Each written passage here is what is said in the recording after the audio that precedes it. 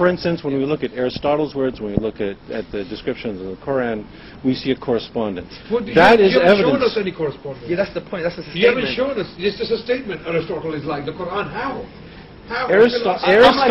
Aristotle also describes the emergence of bones and muscle in sequence. Right. Okay. And it's like the Quran. And it's like the Quran. Which Well, does Aristotle say the bones come first and then the flesh and the muscles? Does he say that? Are you sure? Anybody that works. I'll let you think about this. Well, if you, are you? Is that what? I'm not saying it. Can you? Are you sure? Is that what the Quran specifically says? Absolutely. This is exactly what the Quran says. Chapter 23. Because you just demonstrated the Quran is wrong. Yeah, but how? That's not what happens in the Well, book. this is what the embryologists are telling us. This is exactly what the embryologists are telling us. No, they're not. Okay. Embryologists. Let me tell you what Keith Moore said. I mean, you can disagree with him. He doesn't like Keith Moore. I don't know why you don't. What he said on the page number 364A of his book, The Human Embryo, that in the 7th week the bones are formed, and immediately after that the flesh is formed, and the flesh, the bones are clothed with flesh. Well, Keith Moore is wrong. He's an embryologist. This is his field. It's my field too. I know he's wrong. You're an embryologist? Yes. Oh, great! Wow, wow, that's news to me. Okay. So that's wrong, because what happens first is you have differentiation of mesoderm. Right.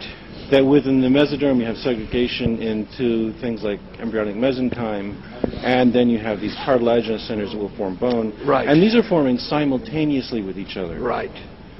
Simultaneously. Yes. Even if that's the case, the Quran is right, because thumma is very, even if that's the case, linguistically the Quran is right. Thumma literally can in Arabic language means things happening simultaneously. Yes.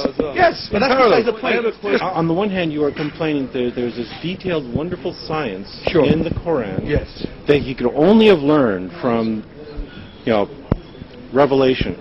Sure. And I'm saying that no, that what you find in the Quran is an extremely primitive science.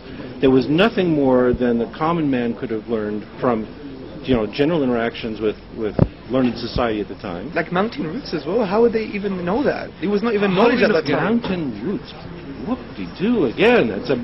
All it's saying is that you've got this mountain that's going up here, and there's a lot of depth beneath it. And then they would understand the function of that as well. Yes. The function. The function in the Quran is absolutely to anchor the crust and things like, and that's not the case. That's again wrong It's geology. not to anchor the crust at all. What is it for? It's actually to, from my knowledge, it's actually to, like Archimedes' fulcrum point. Like that's what isostasis come from. It's like another term to discuss the Archimedes' fulcrum point, and that's what it's there for.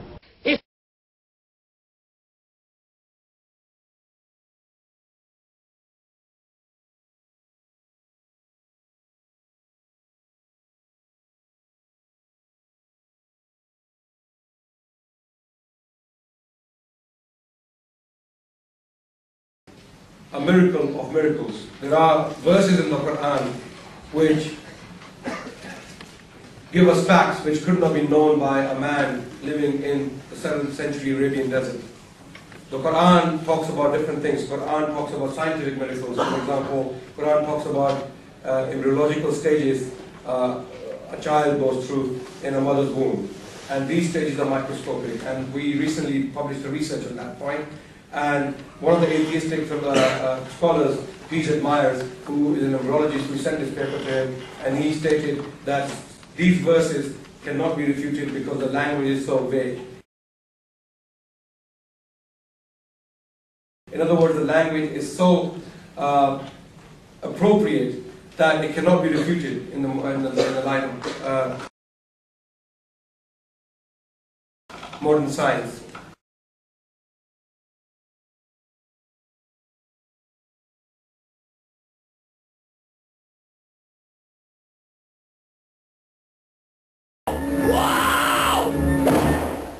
These verses cannot be refuted because the language is so vague.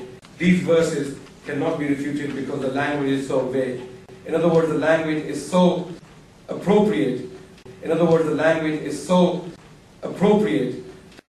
When I say whoa! These verses cannot be refuted because the language is so vague. In other words, the language is so appropriate that it cannot be refuted in the light of modern science. I mean, whoa!